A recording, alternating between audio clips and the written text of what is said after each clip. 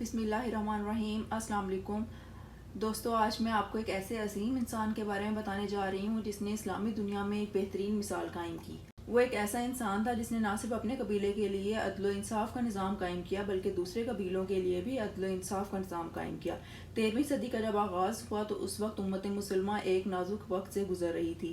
اسی عرصے میں دنیا کے نقشے پر ایک نئی سرکت ابھرنا شروع ہوئی۔ چنگیز خان کی قیادت میں منگولیا سے تعلق رکھنے والے ایک خونخوار فوج نے جب اپنی سلطنت کی توسیع کے لیے دوسرے علاقوں پر یلغار کی تو ایک طرف مشرقی یورپ سے بڑھتے ہوئے وسطی یورپ تک پہنچے تو دوسری طرف سائبیریا، برصغیر، چین اور خطہ فارس تک اپنی طاقت کا لوہا منوانے میں بہت جلد کامیاب ہوئے۔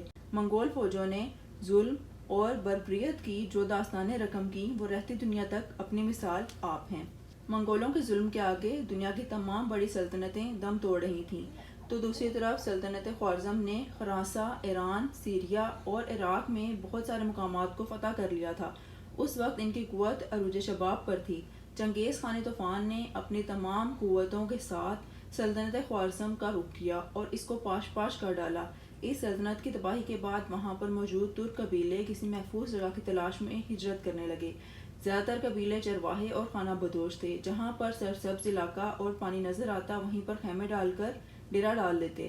ان ترک قبیلوں میں سے بعض شام اور ایران پہنچے جبکہ کچھ نے مصر کی جانب ہجرت کی۔ ان ترک قبیلوں میں سے ایک قبیلے کا نام کائی قبیلہ تھا۔ کائی قبیلہ باقی قبیلوں سے کچھ بڑا اور طاقتور تھا۔ یہ نہایت جنگجو قبیلہ تھا۔ اس قبیلے کے سردار سلمان شاہ تھے۔ کائی قبیلہ سلمان شاہ کی سربراہی میں اپنے وطن خراساں کو چھوڑ کر مختلف قبیلوں میں گھومتا ہوا شام کی طرف جا رہا تھا۔ اسی اثناء میں دریائے فرات کو پار کرتے ہوئے سردار سلمان شاہ ڈوب گئے اور جاں بحق ہو گئے۔ سلمان شاہ کے 4 بیٹے تھے: سنگرتگن، گندوگدو، ارطغرل اور دندار۔ سلمان شاہ کی وفات کے بعد کائی قبیلہ بکھر گیا۔ سنگرتگن اور گندوگدو اپنے اہل خانہ اور باقی سارے ساتھیوں کے ساتھ اہلت چلے گئے اور جو لوگ بچ گئے انہوں نے ارطغرل غازی کو اپنی شجاعت اور بہادری کی وجہ سے کائی قبیلے کا سردار چن لیا۔ ارطغرل غازی نہایت بہادر، نڈر اور جنگجو شخصیت کے حامل تھے۔ آپ اپنے قبیلے کی حفاظت کرنا بخوبی جانتے تھے، لہٰذا آپ اپنے چھوٹے بھائی دندار اور تقریباً 420 گھرانوں پر مشتمل لوگوں کے ہمراہ ایشیائی کوچک کی طرف روانہ ہوئے اور سلجوق سلطنت میں داخل ہو گئے۔ سلجوقی سلطنت کے اس وقت کے حکمران سلطان علاء الدین کیقوبند اول تھے، جو اپنے عدل و انصاف کی وجہ سے بہت زیادہ مشہور تھے۔ ارطغرل غازی جب اپنے قبیلے کے ہمراہ سلطان علاء الدین کیقوبند کے زیر سایہ پناہ لینے کے لیے پایتخت کونیا کی طرف جا رہے تھے تو راستے میں انقرہ کے قریب ارطغرل غازی کو 2 فوجیں مصروف جنگ نظر آئیں۔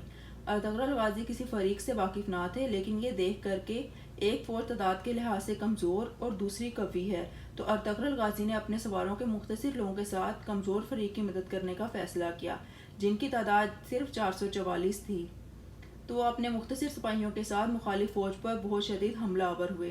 مخالف فوج ڈر گئی اور سمجھی کہ ان کو کہیں سے مدد مل گئی ہے اور وہ خود جیتتے جیتتے ہار مان گئی۔ بعد میں معلوم ہوا کہ ارطغرل غازی نے جس فوج کا ساتھ دیا ہے وہ سلطان علاء الدین کی فوج تھی۔ سلطان علاء الدین ارطغرل غازی کی بہادری سے بہت خوش ہوئے اور آپ کے قبیلے کو اپنی سلطنت میں انقرہ کے قریب کراچا دغ کا علاقہ دے دیا۔ یہ ایک پہاڑی علاقہ تھا۔ کائی قبیلہ یہیں پر آباد ہو گیا۔ یہ کہا جاتا ہے کہ سلطان علاء الدین نے یہ علاقہ اس لیے کائی قبیلے کو دیا تھا تاکہ بازنطینیوں کی طرف سے کسی بھی حملہ سے بچا جا سکے اور سلجوقی سلطنت اس طرح سے محفوظ ہو جائے۔ سلطان نے ان کو اجازت دی کہ سرحد کے ساتھ ساتھ علاقوں کو فتح کریں اور ان کو سلطنت میں شامل کریں۔ کچھ ہی عرصے میں ارطغرل غازی کو سلطان کی طرف سے سرغوز شہر بھی دے دیا گیا۔ ان فتوحات کا نتیجہ یہ ہوا کہ باقی بہت سے ترک قبائل بھی ارطغرل غازی کے ساتھ شامل ہو گئے اور انہیں اپنا سردار تسلیم کر لیا۔ اس طرح ارطغرل غازی کی قوت روز بروز بڑھتی چلی گئی اور ان کا اقتدار گرد و پیش کے علاقوں میں قائم ہونے لگا۔ سلطان علاء الدین کے لیے ایک جا کردار کا اس طرح سے قوت اور اقتدار کا حاصل کر لینا تشویش کا باعث ہوتا، لیکن ایشیائی کوچک نے دولت سلجوقیہ، اندرونی اختلال اور عملہ کی بغاوتوں کے سبب زوال کی آخری منزل میں تھی۔ اگرچہ کونیا میں سراجقونیوں کی شان و شوکت ابھی بھی نمایاں تھی، تاہم حکومت کا دائرہ بہت محدود رہ گیا تھا۔ ایک طرف تارتاریوں نے کئی علاقوں پر قبضہ کر لیا تھا تو دوسری طرف عیسائیوں نے قدیم بازنطینی صوبوں کے اکثر حصے واپس کر لیے تھے۔ اس کے علاوہ متعدد سلجوقی سرداروں نے خود مختار حکومتیں قائم کر لی تھیں۔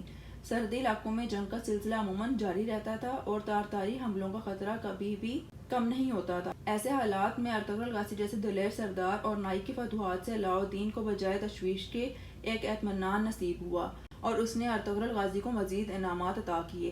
چنانچہ جب ینی شہر اور بروسا کے درمیان ایک جنگ میں ارطغرل غازی نے سلطان علاء الدین کے نائک کی حیثیت سے منگولی فوج اور بازنطینی فوج ایک متحدہ فوج کو شکست دی تو سلطان نے اس کے بدلے اس شہر کو بھی ارطغرل غازی کی جاگیر میں دے دیا اور پوری جاگیر کا نام سلطان نونی رکھا۔ نیز ارطغرل غازی کو اپنے ہراول دستے کا سپہ سالار مقرر کیا۔ اس وسیع علاقے میں بکثرت چراگاہوں اور زرخیز زمینوں کے علاوہ متعدد قلعے بھی تھے، لیکن سلطان نونی کے اکثر حصوں پر خود سر امیروں کا قبضہ تھا اور اس جاگیر پر اپنا تسلط قائم کرنے کے لیے ارطغرل غازی اور ان کا باپ ان کے بیٹے عثمان غازی کو مدتوں جنگ کرنا پڑی۔ 1281 عیسوی اور بعض کے نزدیک 1288 میں ارطغرل غازی نے 90 سال کی عمر میں انتقال کیا۔ ارطغرل غازی کی زوجہ حلیمہ خاتون سلجوقی شہزادے ریاض الدین مسعود ثانی کی بیٹی تھیں۔ حلیمہ خاتون اور ارطغرل غازی کے 3 بیٹے تھے: گندوز، ساوجے، عثمان۔ ارطغرل غازی کی وفات کے بعد آپ کے جانشین آپ کے سب سے چھوٹے بیٹے عثمان غازی تھے۔ عثمان غازی بھی اپنے والد کی طرح پکے مسلمان، بہادر اور حوصلہ مند تھے۔ انہوں نے بھی فتوحات کا سلسلہ جاری رکھا۔ 1299 میں سلجوقی سلطنت بالکل ختم ہو گئی۔ عثمان غازی نے اپنے تمام مفتوح علاقوں میں اپنی خود مختار حکومت کا اعلان کر دیا۔